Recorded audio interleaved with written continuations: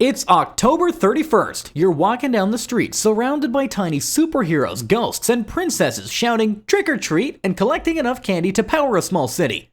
But have you ever wondered just how we got here? I mean, how did this sugar-fueled, costume-covered, pumpkin-lit night evolve from ancient rituals about spirits and the dead? Today, I'll explain how Halloween began, like you're 5 years old. And by the end, you'll understand exactly how an ancient fire festival about death turned into the candy-coated costume party we celebrate today. A spoiler, it wasn't always about free chocolate.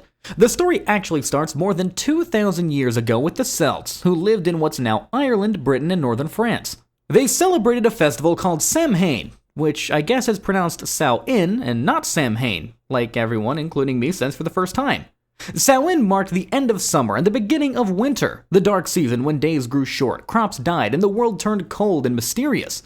The Celts believed that on this one night, the barrier between the living and the dead grew paper thin, letting spirits wander amongst the living. It was both scary and scared. Friendly spirits could offer protection or warnings, while malicious ones might destroy crops, steal children, or curse families. So people didn't hide. They celebrated strategically. They built huge bonfires on hilltops, visible for miles, to honor the sun and ward off darkness. Families left plates of food outside their doors, offerings to keep wandering spirits away. And they wore costumes made from animal skins and heads, not for Instagram likes, but to disguise themselves as fellow spirits so that the dangerous ones would leave them alone. The Celtic priests, called druids, used the night for fortune-telling, believing it was when the line between worlds was at its weakest. Villagers tossed animal bones into the flames as offerings and burned crops as sacrifices. Those bonfires are what actually eventually gave us the word bonfire. So, the next time you're roasting marshmallows, remember, you're taking part in a 2,000-year-old ghost ritual. Then came the Romans. Around 43 AD, the Roman Empire conquered most of Celtic Europe and blended Samhain with two of their own traditions: Feralia, a day honoring the dead, and a festival for Pomona, the goddess of fruit and trees. Her symbol? The apple. That is why we still bob for apples. It's a leftover Roman ritual layered on top of Celtic Ghost Night. But over time, those customs merge into one hybrid celebration honoring both the dead and the harvest. Fast forward a few centuries, and Christianity enters the story. The church wasn't thrilled about pagans throwing bonfire parties to chat with ghosts, so instead of banning Samhain, they rebranded it. In 609 AD, Pope Boniface IV created All Saints' Day on November 1st to honor holy figures, and later added All Souls' Day on November 2nd to pray for anyone who had died. The night before All Saints' Day was called All Hallows' Eve, which, over time, became Halloween. But people didn't abandon their old beliefs. They blended them. The fire stayed, the disguises stayed, and the idea that the dead could visit the living stayed. It just got a Christian facelift. And by the Middle Ages, these blended traditions had evolved yet again. In England and Ireland, poor people went door to door on All Souls' Day offering prayers for the dead in exchange for soul cakes, small sweet breads marked with crosses. The more cakes you gave, the more prayers your dead relatives received. In Scotland and Ireland, kids practiced guising, short for disguising. They dressed as saints, angels, or devils and performed songs, recited poems, and told jokes for food. Some carried turnip lanterns carved with faces to light their way and frighten spirits. The better your performance, the better your reward. Sound familiar? It's the early version of trick or treating. The trick was the performance that you gave to earn your treat. Across the ocean, though, colonists in early America weren't celebrating much Halloween at all. Puritan culture in New England banned anything that smelled like paganism or magic. The holiday survived mostly in the southern colonies and among Irish and Scottish immigrants. But Halloween as we know it didn't explode until the mid-1800s, when a wave of Irish immigrants arrived fleeing the potato famine. They brought their customs, especially the story of Stingy Jack and his carved turnip lantern. According to legend, Jack was a blacksmith and a notorious drunk who loved making deals that he never intended to keep. One night, he convinced the devil to climb an apple tree to pick fruit. Once the devil was up there, Jack carved crosses into the trunk, trapping him. Jack made the devil promise never to take his soul. Years later, when Jack finally died, he showed up at heaven's gates and was turned away for his sinful life. He then went to hell, where the devil kept his promise and refused him entry too. The devil tossed Jack a glowing coal to light his way through the darkness. Jack carved out a turnip, placed the coal inside, and was condemned to wander the earth forever. People began carving their own lanterns with scary faces to ward off Jack's wandering spirit. And when Irish immigrants reached America, they discovered the pumpkin. Larger, softer, and much easier to carve than turnips. And just like that, the jack-o'-lantern was born. Now, by the late 1800s, Halloween had actually shifted from a night of spirits to a night of community. Newspapers and civic leaders encouraged families to focus less on ghosts and more on neighborhood fun. Bonfires became parties, ghosts and witches became decorations, but mischief still lingered. Early 1900s Halloween was chaos. Kids soaped windows, stole gates, tipped over outhouses, even moved wagons onto rooftops. In Detroit, Devil's Night on October 30th became infamous. Teenagers and adults set fires, sometimes burning hundreds of abandoned buildings in a single night. In rural towns, pranksters would dismantle fences and rebuild them in strange locations. Around the mayor's house, across Main Street, or in perfect circles in the town square. One legend tells of a Wisconsin town that woke up to find the church outhouse relocated onto the schoolhouse roof, fully assembled. These weren't harmless jokes. They were expensive, dangerous, and communities were pretty desperate for solutions. That fix became trick-or-treating. Give kids candy, keep them out of trouble, and maybe your house survives the night. So by the late 1920s and 30s, towns began organizing parades and costume events to channel all that energy. The trick part turned into a joke. Give us candy or we might TP your tree. Then came two disasters that actually almost killed Halloween. The Great Depression left many families broke, and World War II had us rationing sugar. But after the war, Halloween came roaring back.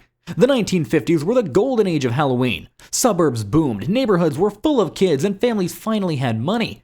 Costume companies began mass-producing plastic masks and vinyl superhero suits.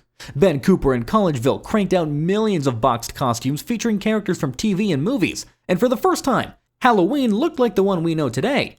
But the candy connection wasn't an accident. It was actually engineered. In the 1950s, candy companies faced a problem. Sugar sales spiked during Christmas and Easter, but tanked the rest of the year. They needed a second Christmas, and Halloween was perfect. Already kid-focused, already fun, and right in the middle of fall. Hershey's, Mars, and others launched massive ad campaigns convincing parents that store-bought candy was safer and more convenient than homemade treats. Candy companies started producing fun-size bars specifically for Halloween, making it economical for families to buy in bulk. Magazines ran articles about the dangers of unwrapped home goods. Television ads showed happy suburban families handing out branded candy bars. But then came the razor blade rumors of the 1970s. Mostly urban legends with almost zero confirmed cases, but they made parents trust packaged candy even more. Whether intentional or not, fear sold billions in chocolate bars. By 1980, homemade treats were practically extinct, replaced entirely by individually wrapped branded products. And from here, Halloween went full pop culture. The 1960s and 70s brought TV specials like It's the Great Pumpkin, Charlie Brown, and slasher films like Halloween that made October the season of fear. Haunted houses popped up as fundraisers for schools and churches. Costumes expanded beyond ghosts and monsters to pop culture icons.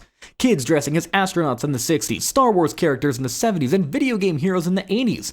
And by the 1990s, adults were even back in the game, throwing costume parties, decorating entire lawns with animatronic zombies, and spending billions every year on candy, costumes, and props. Halloween had officially grown up. Spirit Halloween, the pop-up costume retailer, became a phenomenon, taking over empty storefronts every September and then disappearing by November 1st. Halloween spending now rivals Christmas. Americans are dropping over $10 billion annually on the holiday. And it doesn't stop there. The American version of Halloween began spreading around the world. Over in Ireland, where it all started, people still light bonfires and tell ghost stories, but now alongside trick-or-treating. In Mexico, it mixes with Dia de los Muertos to honor both life and death with sugar skulls, marigolds, and altars for ancestors. In Japan, Halloween didn't spread through tradition at all. It actually spread through marketing. Tokyo Disneyland's Halloween event sparked a craze in the 90s, and by 2010, Shibuya's Halloween street party had become so massive that police had to shut down public drinking and deploy thousands of officers. Young adults dress in elaborate horror anime hybrid costumes, but almost no one trick-or-treats. It's Halloween stripped down to pure costume performance art. In the Philippines, Pangangalulawa sees children go door-to-door singing for souls in exchange for money. In Germany, Halloween decorations now compete with traditional Oktoberfest celebrations, though older generations view it as American cultural invasion.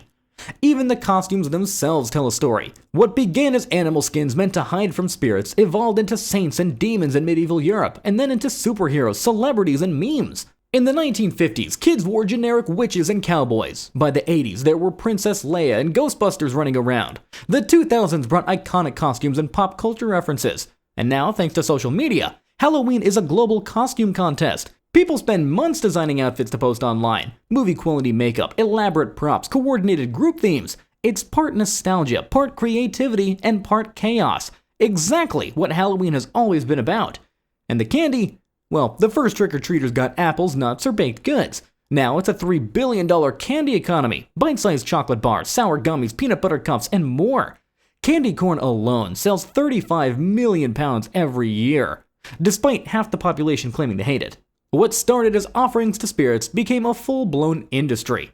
But despite all the evolution, the core idea never died. We still gather in the dark with friends and neighbors. We still carve lanterns to light the night. We still put on costumes to become something, or someone else. The details changed, but the ritual didn't. It's the same human instinct that the Celts had, to face fear, celebrate community, and make meaning out of the unknown. So here's the full journey.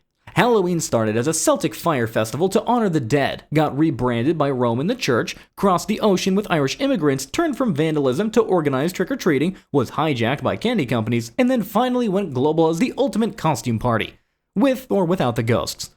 It's like history's longest game of telephone, except the message never really disappeared. It just kept getting sweeter. So, what do you think? Did we ruin Halloween by turning ancient death rituals into a corporate candy fest?